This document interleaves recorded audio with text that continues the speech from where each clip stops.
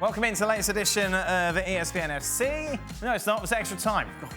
Craig's with us. You've been in here all day. Stevie's with us. Jan joins us as well. Jan's on a TV show in Germany tomorrow, which he's been banging on about for hours. Hey, Jan, nice curtains. Yeah, thank you. You should have seen who's behind there. Oh, yeah, let's not start that. Don't start. I was talking about the curtains on the top of his head. Oh, lovely. Those were the days. Those were the days you used to like... Yeah, you had pretty defined curtains, didn't you? I don't think I could... Someone was at the Chelsea Museum. There's pictures of you there with the old curtains. People just like... No teeth, no teeth. It's attached to a dartboard. For Craig... Sign above it. Yes. Please just... Craig, what's more likely? Ten Hag turning United around, Poch getting Chelsea back into Europe, or you hosting the Ballon d'Or? Ooh. What's more likely?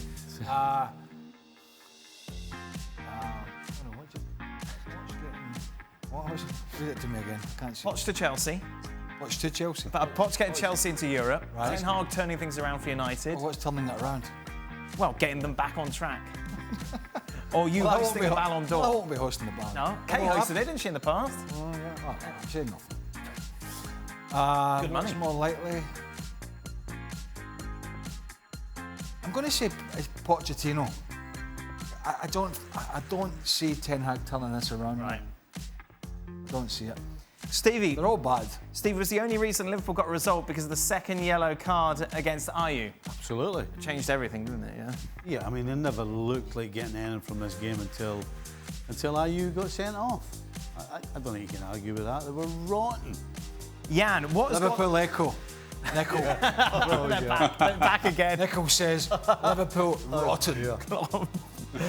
Shut it. What's gone right for Emery at Villa that didn't go right at Arsenal, Jan? Well, first of all, I think it's very underestimated who you come after. Remember, he came after Wenger. That is, although Wenger at the end weren't that good and maybe stayed there a couple of 3-4 years as too long, but he came there. And I must also say that some of the media ridiculed Emery. That is nothing to say that was the reason he maybe didn't bring in the right players and that he didn't win enough football games. But there was a bit like making parodies. What do you say, parody? Yeah, parodies. Comic of him? Yeah. And they're doing that. But at Aston Villa, we've seen him in every position he's been. Being in Spain, it was in France as well. There's always a way you can see how we want him to play. I was at the City game and I've never seen, I've seen City so many times. I've never seen a team being so controlled that the City being controlled, because normally they control the game. They had no chance. Today there was a bit more luck in there because Arsenal was maybe, you could argue that they were the better team, although they didn't play that well. But still, you can see what he's trying to do. And there's a lot of coaches you can't see what they try to do, which is not the best skill to have around in the Premier League. Craig, do you think Manchester City made a mistake by letting Gundogan and Mahrez leave? Well, I mean, at the end of the day, I think he's earned the right, the City manager, to make those decisions. You know what I mean? It's a bit like when he let Sterling go. He's let young Cole Palmer go, slightly different scenario. He let Gabriel Jesus go. You know, all guys that he felt did a job for him, but he wanted to move on.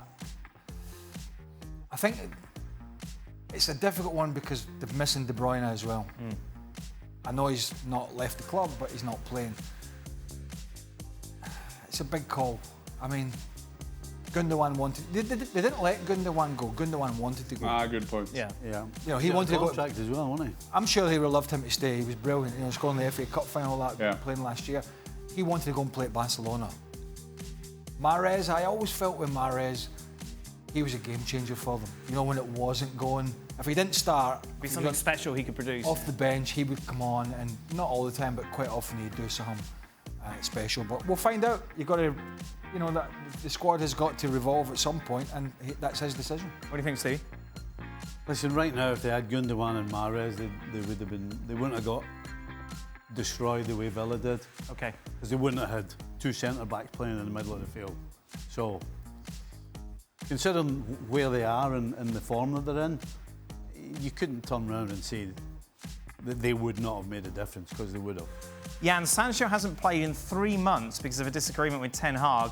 with how inconsistent United have been, is it wrong to think Sancho could have seized this period similar to the way Maguire has, or are his issues deep-rooted? Well, this is an unbelievable deep question because we don't know everything what was going on behind the scenes.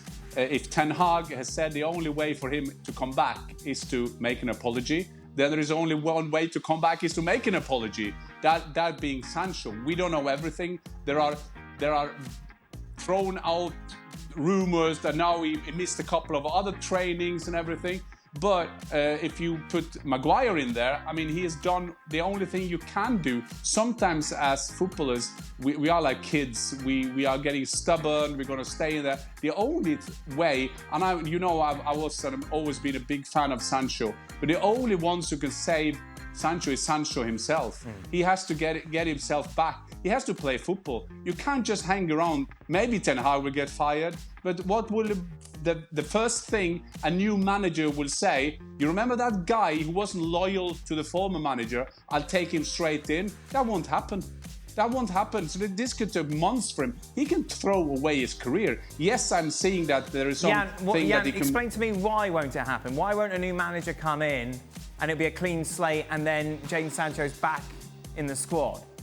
Because I think it's risky, because if you see the Manchester United dressing room at the moment, and you see the Manchester United dressing room when we at St. James's, for example, the body language, some of the players, we've been discussing that at the TV show, is scandalous, meaning that the dressing room is not 100%. So what does it say? Do you think that 100% want to get Sancho back? He's been not follow the discipline of the manager, and the first thing a new one, he will take some time to see that. Maybe we'll take him back, but if you start doing that, you can lose the other half of the dressing room. Why should you do that? Just read your Machiavelli. That is the way you should do it. That is leadership, and he can't do that. So the only one who will get punished here is Sancho. That is how football has been for like 150 years. Yeah, what's wrong with you? I was thinking whether I was going to ask a follow-up question to you two because I was intrigued. Why would somebody walking through the door not try somebody and place somebody who might help him? But then, as Jan says, is that then to detriment to the other half of the squad who feel like... Well, no, it's a clean slate. It's a whole new ballgame. But Jan's completely wrong. Do you think if he plays Sancho, if a new guy walks through the door, plays Sancho, and Sancho scores a winning goal, they all get their 20 grand bonus for the game, do you think the dressing room is going to be upset? No. It's Jan the one who's having a go at him. No. I honestly don't. I honestly don't think so.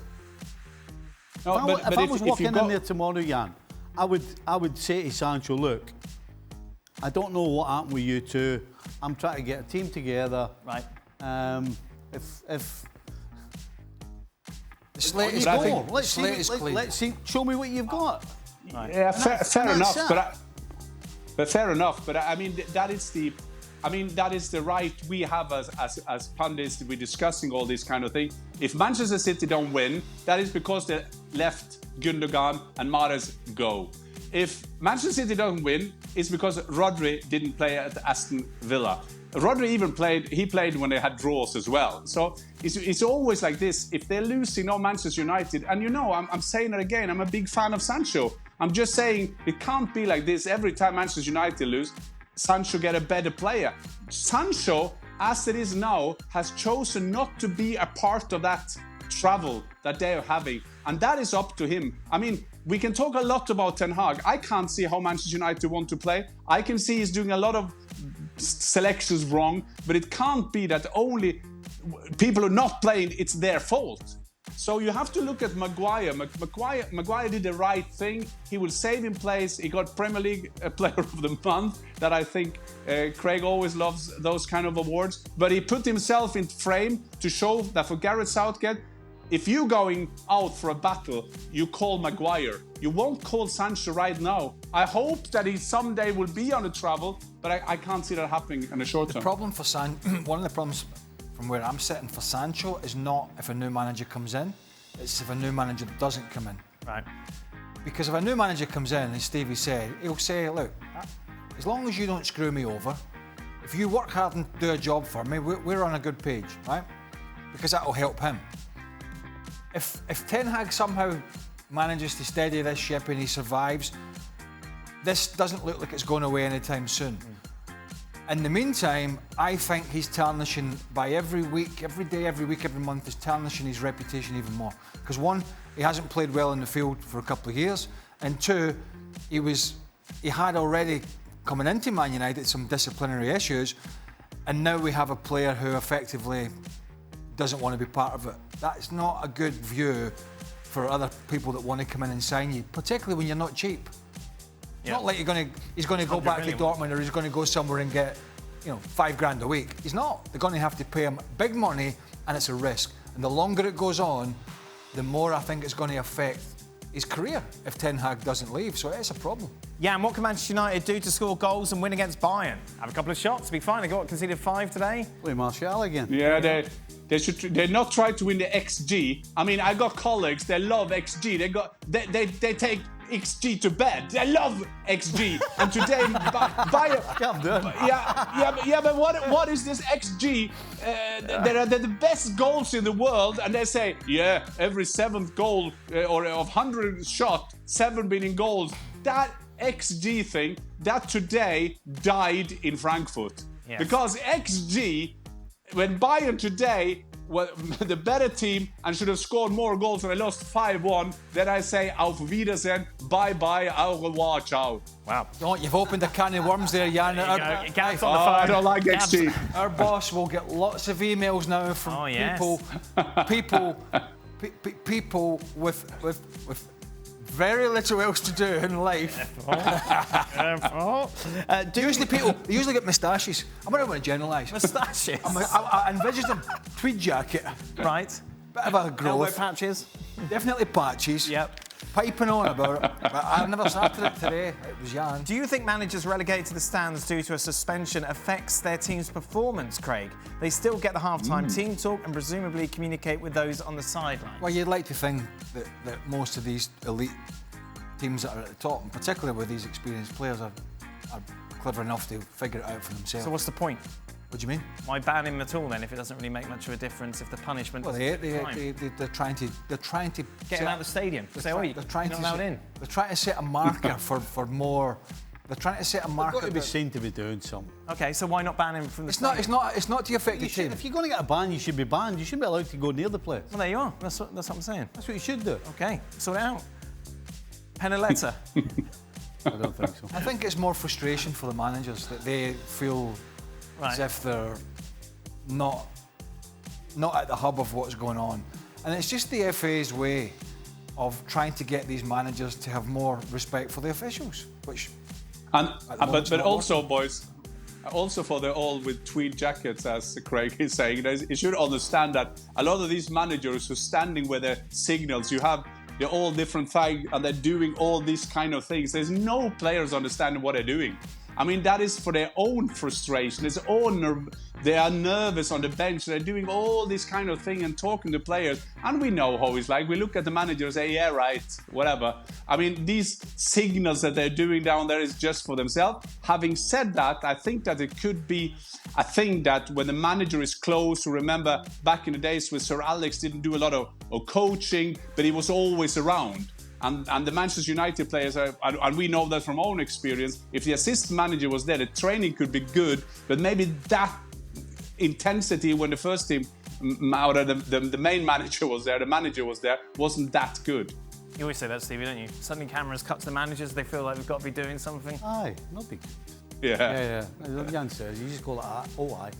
That's it then. That brings us to the end of today's show. Congratulations to Columbus Crew, who are this year's MLS Cup winners. I hope you weren't saving it for later. And we will be talking about that victory on the next edition of the show. Be sure to join us.